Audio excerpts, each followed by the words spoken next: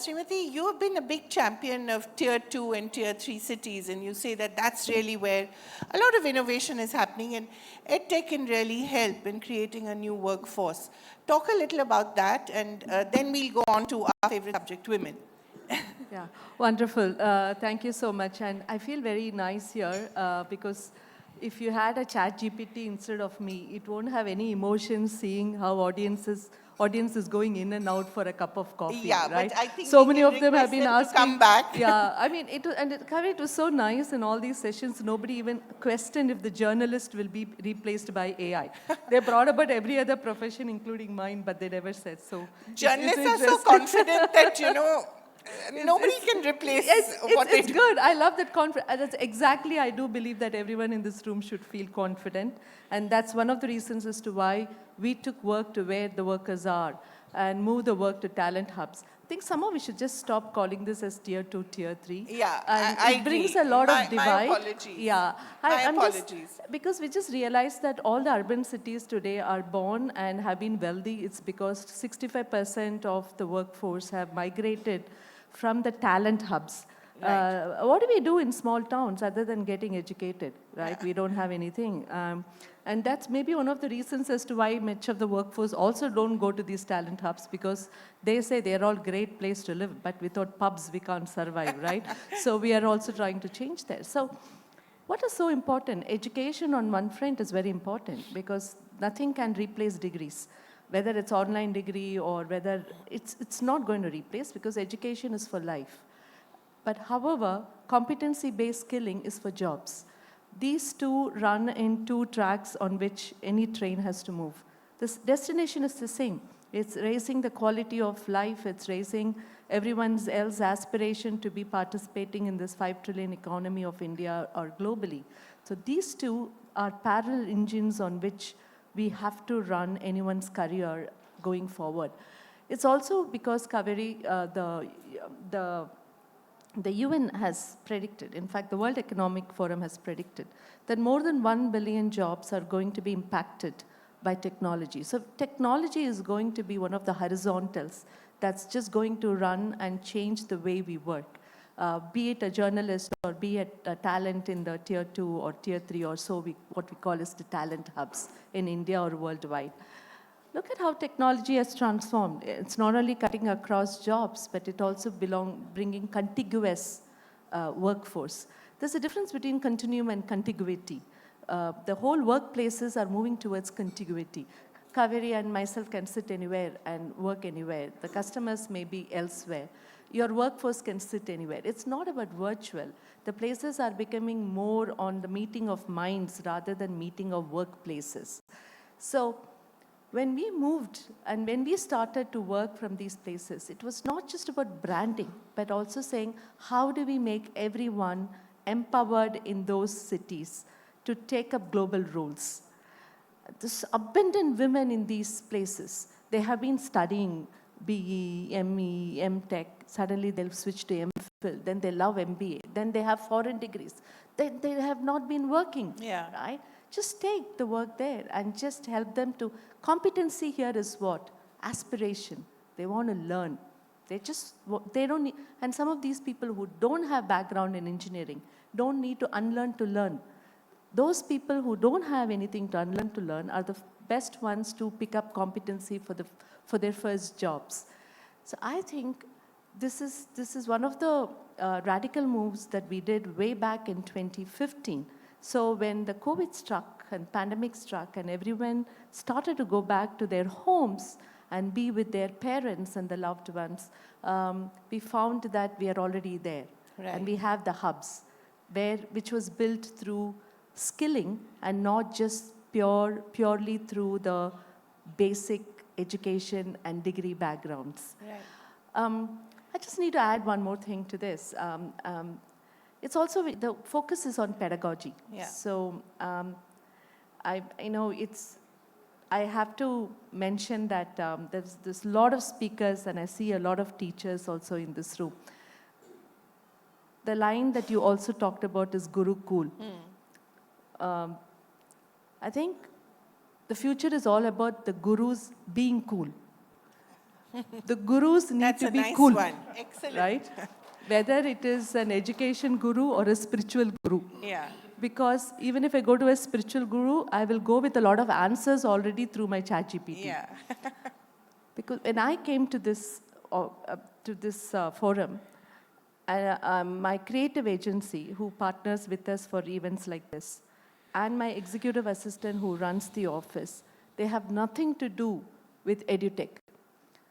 They went to ChatGPT and generated a lot of material for me running to 75 pages.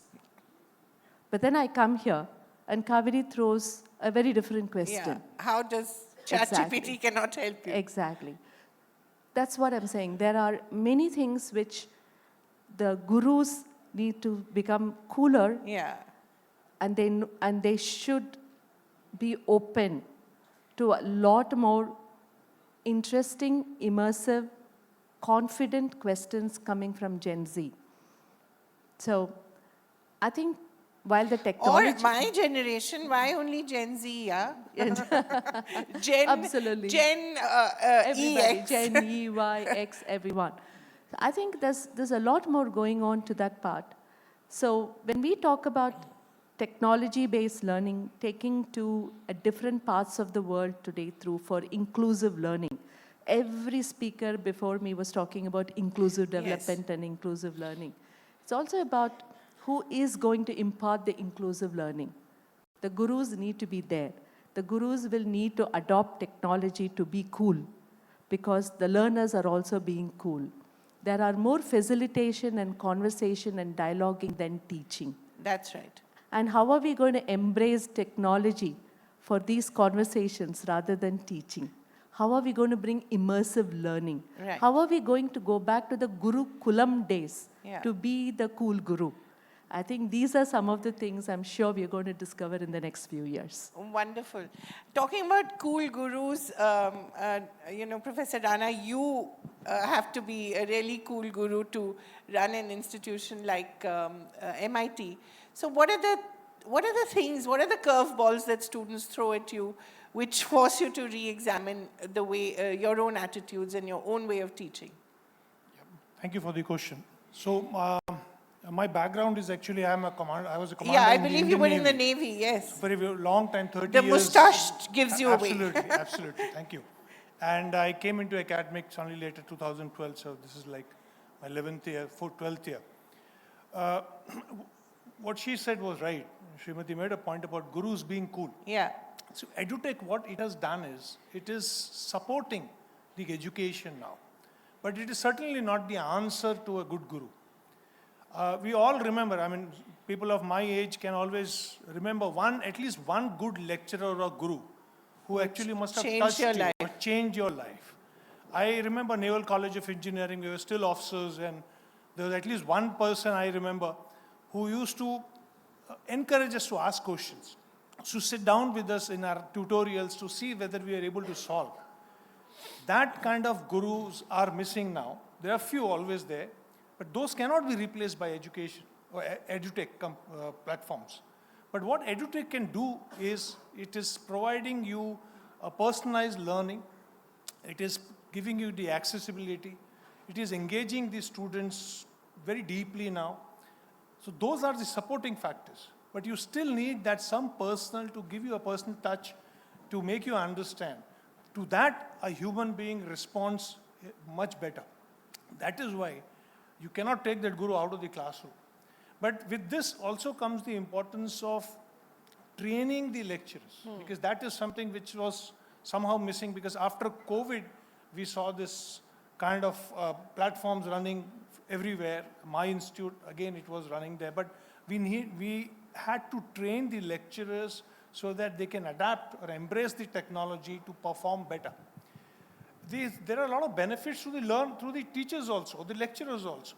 Because now, when you talk about EdTech, you're not only talking about these platforms giving kind of the knowledge in a very different way, allowing the students to explore.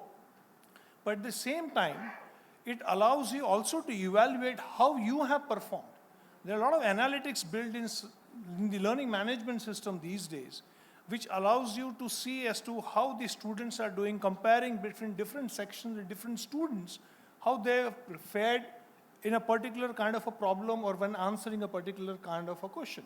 I think that has improved the education, and going further, it is only going to make things better. I wanted to understand from you, the training that a lot of the teachers willy-nilly had to undergo or learn by trial or error during COVID, how much of that were they able to use when they returned to the classroom?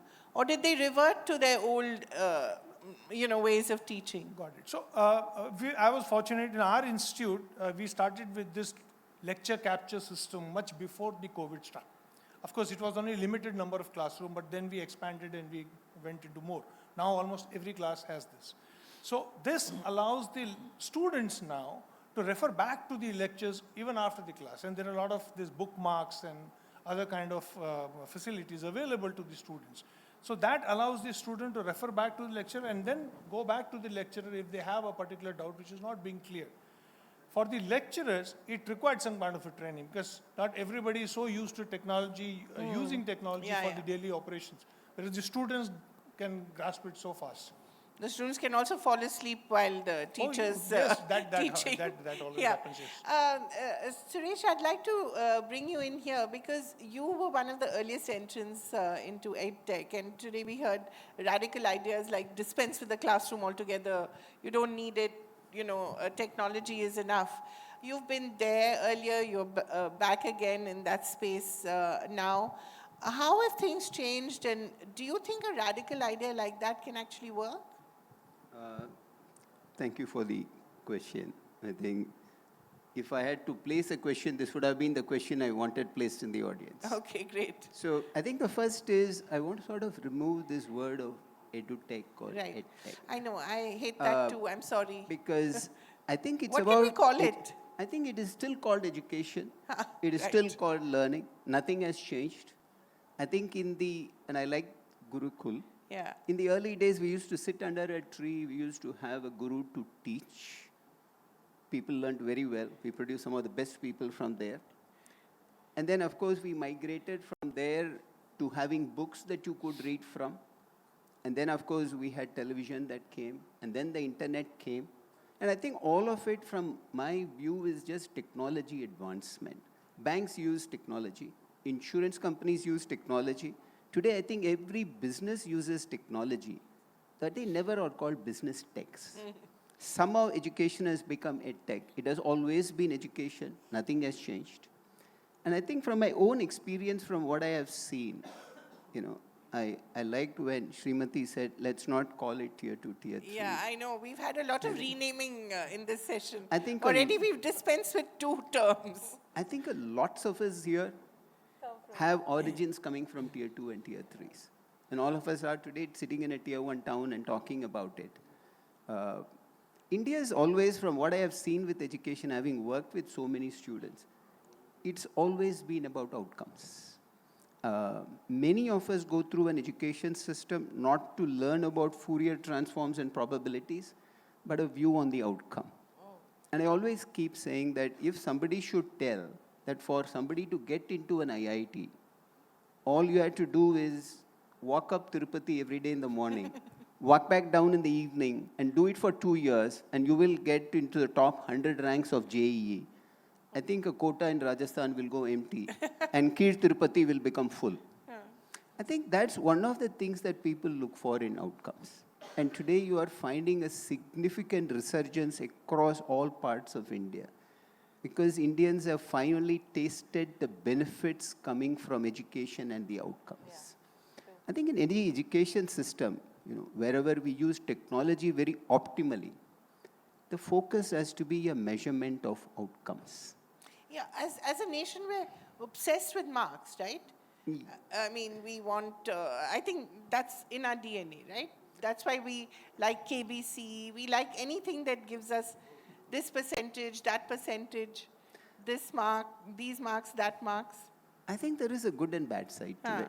I think the recent guidelines that came out has clearly come out to be able to address some of those bad facets of what something like that can drive people to. But I think I like the system of education where there is a test because it brings in a flavor of objectivity. Otherwise, if it becomes subjective, then it calls to question many forums, many committees as to the selection process itself. Starting from the best exams in India, everything is about finally a test score. Yeah. How much weightage it gets is different, but that brings a lot of objectivity to it. I mean, for me, one of the best things that I saw with the NEET exams, for instance, it suddenly meant somebody who is at the lowest rung in the society can have a chance to get into an AIMS in Delhi, and all they had to do was just study. And that was not so much the case before. So I think tests and test scores are here to stay. How much weightage could change? So we digressed a bit. So what are the changes that you've seen in, let's not call it EdTech, but in technology-based learning? What are the changes you've seen in the past few years? I think technology has become a very important part in creating efficiency in our education systems. And my belief is that as one progresses from a preschool stage to a school to a college and further on in their careers, I think more and more technology can become very effective. Bringing in too much of technology into the schooling system somehow doesn't sit very well with me, because I always looked at schooling system as not just so much a place where you learn physics, chemistry and math, but you actually learn life. That's Social where we have our skills, best friends from. That's where we had the absolutely. fights. So I think technology has made changes in creating efficiency. Like you mentioned, the learning management systems, where today you have a way to measure the speed at which I'm able to assimilate a concept, which will allow me to customize my learning to each individual on a mass scale, which would have been very difficult earlier. And also a system of bringing an ability to create somebody who will teach and somebody who will mentor at the same time is today very much possible using technology on a mass scale, but customized to every individual's learning. Right.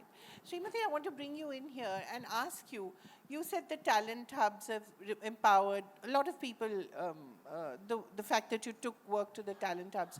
How have those empowered and informed your work? Yeah, so I actually head a business of learning and assessments platforms, and we run it globally. What do we learn when we work with diverse talent? The jobs today are evolving. Yeah. It's evolving. As we sit here, it's evolving. That's why I said the teachers need to be cool, gurus need to be cool, because their jobs are also evolving. A lot of people in the world, at least 60% of us in this room, will need to fit ourselves for a new purpose. So technology plays a very important role on how you learn and assimilate the new skills so that you fit yourself for a new purpose. In order to make whatever I'm saying may sound hypothetical, but that's where, when we started to work with diverse talent and ensure how they can get the right competencies to start careers, global careers in a company like HCL Tech, we realized what should be the pedagogy. A combination of technology and immersive learning with the support from facilitators who could be a combination of academicians and practitioners, industry practitioners, can actually help people to further in their careers. My humble submission, Kaveree, is there's a lot of hypotheses that we seem to be sitting on in this country, whether we should be go through formal education. Is the education really impacting people's lives? Can I skip attendance and be the first rank holder? Do marks really matter? But have you done any correlation studies? Have they been published anywhere? If organizations who are the ultimate consumers of the graduates and everyone, I'm sure every student here, every teacher here has that anxiety as to how will people further their careers. Right. What do we sit on? I mean, as an organization, am I taking decisions on a bunch of well-informed correlation studies on so many perceptions and hypotheses that we are talking. I think it's very important right now. Before we tell the world about data analytics, I think we do need a lot of analytics on education and skilling so that we start taking some well-informed decision on how do we integrate technology into the pedagogy of training, integrate technology to purpose to help people to start careers. How do we, all three of us or all four of us in this table, start collaborating, and see how we can learn from each other? Because collaborative learning is going to be the future. Exactly. It's and not it just the doesn't have to YouTube. be, as you said, Exactly. you don't have to be in the same room. Yeah, I think there is truly a need today to get such studies out and who will But champion whatever this. data you have, what Right. is that data telling The you? correlation is very interesting. We started to skill high school students, completed students, called the HCL Tech B program, where we skill them for an entry-level job with HCL Tech. And further, they take a work-integrated higher education program with Shastra, BITS, Pilani. The education, higher education is of course an online education, and thanks to all the very progressive thoughts of the education system in the country, online education is a professional degree today. The content of the program, the higher education program, reflects the career pathways that the students will have, or I would say the employees will have. What is a correlation study we did? You don't need to have a STEM education to start up careers in tech streams. For example, we are also having people who are into mechanical, the Creo, SolidWorks, and other designing and design thinking. So there are certain, I would say 60% of entry-level roles in most of the technical jobs today need not have a formative education to start with. Right. But they can be skilled. But what is important for an individual to sustain their jobs and have a career pathway, the education is important. Right. Math or business math is an outcome of their analytical skills and logical reasoning. That has a direct correlation with how they perform in their own training. So when Suresh mentioned that tests are important, the test is basically to test such correlations. Right. That's why we need the test, not to test their ignorance, by the way. Yeah, well said. Professor, I should call you Commander. Anything you Commander. can. So what is the data telling you about the teachers? Whatever data you've captured, in these systems, what is it telling you, and have you been able to incorporate that? Yes. So, the teachers, when they were trained about a particular system, how to use the platforms to work better, to perform better, to deliver better, we have seen that there is a big amount of change that is happening. One is it is eased out the process also. I mean, we had quite a bit of discussion in the morning. I was just listening to that. This accreditation requirement of higher education institution, for instance, we have 21 UG programs running with us. It requires attainment calculation. I'm just giving an example. This was generally done mostly manually through some Excel sheet usage, etc.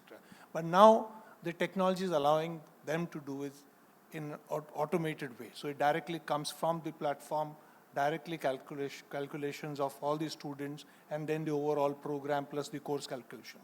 So it is eased out all the manual and hard work that they were doing. As a result, much of the load that they were sharing has come down, so they can now focus better on delivering better quality. Right. But are they doing that? Oh, yes. And there is also this one mention of the pedagogy. The creative pedagogy, I think that was one of the titles of today's discussion. This, along with the collaborative learning, we have this kind of group projects that are running very successfully now. So what happens is we have about 24 projects where you have students from various engineering disciplines, so mechanical, electrical, computer science, everything, coming and working on products like Formula Race car, thrust rocket systems, Mars rover, Manipal. Have you been able to patent anything?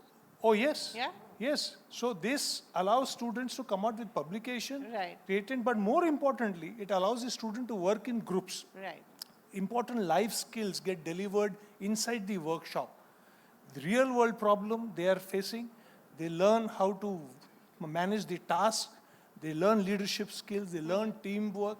These are important skills, apart from the degree that they will generally get, but these skills matter today. Right. Yeah. Suresh, at the end of the day, what do we want to do? We want happier children. We want children who are fruitfully employed. And as they say now, we want a better work-life balance. We don't want to work as hard as you guys did. That's at least what I hear from my kids and a lot of kids of that age. So we want that. How, in your view, can technology help in creating a happier, more fruitful, and also more, shall we say, useful generation? Since you mentioned children, I will just share something that we are doing for the preschool kids. Yeah. And I think it's a great blend of lot of technology, lot of efficiencies that technology could afford, and at the same time, ensuring we don't lose touch with what has always worked. So here is a way that we had tried to structure the program for the kids. So there is a kit for the kid to work with. We work with many preschools and we give them the kits. So it's sorted day-wise, and in every day, every hour is sorted. So if the kid has to paint so that they get certain skills of drawing, all of that comes in the kit. At the same time, for the teachers, we have an online recorded program which tells them what they need to do the next day, how do they use the kit, and how do they run with it. And there is an online forum for all the teachers who are in these preschools to get their doubts clarified from somebody. So we have brought in lots of online, which has made it very easy. But it's a touch and feel. That's when the kids develop a lot of haptic skills, grammar skills, and which is very critical. The kids just absolutely love it. The parents enjoy it. For us, it means we are able to guarantee a minimum quality of outcome because we control the pedagogy through online and giving them all these skills. On the other end of the spectrum, we are seeing a lot of exciting coming together of education institutions and professional bodies. So one of the programs I would like to mention is a program that we do where we integrate BCom with ACCA right at the college. So we had one of Sorry, what is ACCA? ACCA is a qualification that's accredited in UK, very similar to a chartered accountant that we have in India. And we had a significant demand coming from one of the big four where they said they needed 5,000 people. They're setting up a facility in the gift city. And we don't produce all of India 5,000 people. So we started working with one of the colleges where today the BCom is integrated with an ACCA program. So the kids who finish that BCom through that program, 70% of the requirement of ACCA is waived. And so they just need to do another 1 year and they are ready to work with the industry. So we are seeing lots of combinations of companies and professional bodies coming into colleges and universities, trying to work with different types of combinations to ensure that finally when they come out, they are industry ready. And I think that time for India has come. Right. Just the last question to all of you quickly. What is the one technology which you feel in the next 2 years, shall we say, maybe 2 years, maybe a year, is going to completely transform learning or even somewhat transform learning? It may be cliched, but it's going to be AI. Yeah. But it has A responsible to be, yeah. AI, and how I think the teachers, when you asked about happy students, I want teachers to be happier teachers because they're going to be clamored with a lot of, when they give any exams, when they give any questions. I'm sure there will be enough AI randomizers which will pick up these questions, put them into public, and already the students will be ready for those answers, for those questions. So it's very important for the teachers to now start becoming cooler and say, how am I going to test the students? So that they don't get answers in chat. For example, the tests are going to become more adaptive tests. Yeah. Even if you're going to have an assessment platform, you're going to have more adaptive tests. It may just check on the intelligence of the student and start getting more complex questions. So there are ways to use technology, adopt technology, AI especially, into learning. I think teachers will go crazy, and they're going to have the best of their times in the coming years. And I'm very confident that teachers across all age groups will want to stay young. and say how they can really twiddle around the AI and adopt it responsibly for teaching. Because you can't, what you resist will persist, Kaveree. So you can't resist AI. Yeah, you may as well. You can simply train AI to become your friend. Yeah. And that's, I'm sure teachers will be the best because they've taught so many students. Yeah. I'm sure they can teach AI to perform better. Wonderful. I think we are going to be unanimous on this. It will be AI, generative AI, which is going to take the personalized learning to the next level. Right. This is what's going to happen. It's already happening. I think last year I met one young IIT Mumbai graduate in Bangalore who already has a startup, and we are trying his platform in our institute for English communication. And the kind of results that I'm getting, the feedback I'm getting is amazing. Really, from the students? Yes. Yeah? Yes. In what way? This improves the communication skills by allowing each student to interact with the platform individually in his own time. And the platform will point out the weaknesses, ask him to be creative on a particular topic, give him a choice, whether verbally or written, and then correct his communication that is done. Her or him. It's amazing. And Suresh? Yeah. I think like what Anil said, it is AI. I think the only thing that I want to mention for a lot of the teachers, and it's just, I used to use a lot of log tables in IIT. When I was going through IIT, log tables were the only ones allowed. Calculators were not allowed in the classrooms. Right. It was forbidden. Today we know calculators are used everywhere. But at that point it was forbidden because they thought people will not know how to use log tables, right? It has made all our life very, very efficient. So I think with the coming of AI, it's a fantastic But I tool. hope we don't forget to learn our tables. No, Those but are very important things, no? I think lots of people have gone beyond. I think today if you ask Sorry, somebody... I still remember tables in my nightmares. So I think with the coming of AI, I think it is just one more tool like a calculator. It is a fantastic add-on. I know there are some colleges and universities which don't allow the kids to use. And I have seen some universities which have embraced it so completely as an efficiency tool. I think just my word of advice is it is just like a calculator that replaces log tables, and the world is a much better place. We move much faster. AI is going to do the same thing, but that's going to be the one that's going to make big changes in the next 2 years. Wonderful. Thank you so much. It was a real pleasure to talk to all of you. And I've learned two things: talent hubs, not tier 2, tier 3 cities, and no more use of EdTech, and three things, and cool gurus rather than Gurucool. Thank you so much. Yeah, thank you. Thank you.